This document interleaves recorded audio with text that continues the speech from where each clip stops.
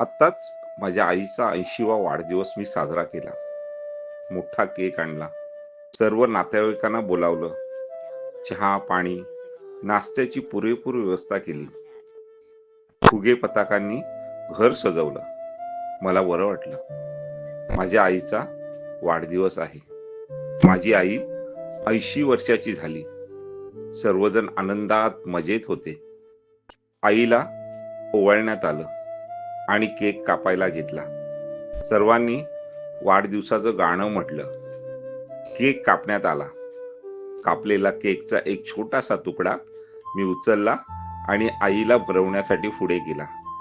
त्यावेळेला तिला झालेला तो आनंद आणि त्या आनंदाच्या भरात तिचे ते पाणावलेले डोळे पाहून मलाही आनंद झाला आणि मला सुद्धा गहिवरून आलं व त्यामुळे माझे डोळे सुद्धा आनंदाश्रूने भरून आले आणि ते अश्रूने भरलेले डोळे अचानक घळाघळा वाहू लागले.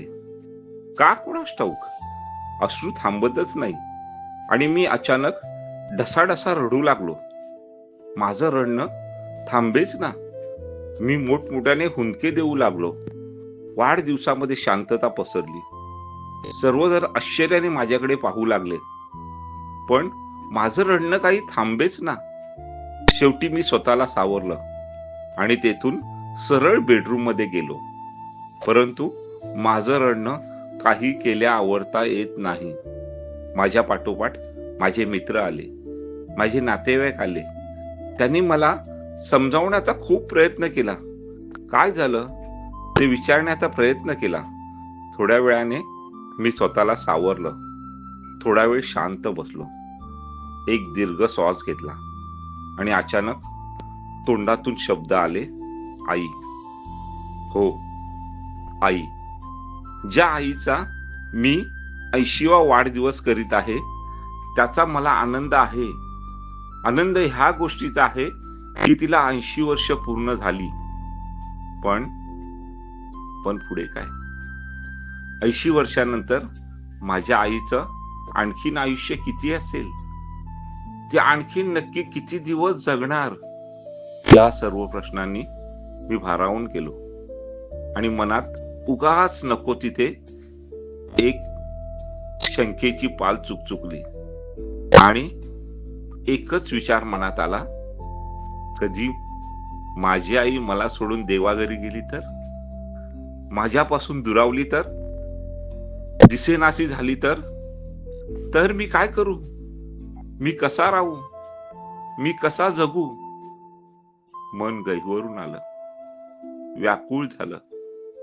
अगदी लहानपणापासून ते माझ्या उतरत्या वयात सुद्धा मी म्हणजे तिचं लाडावलेलं बाळ आहे.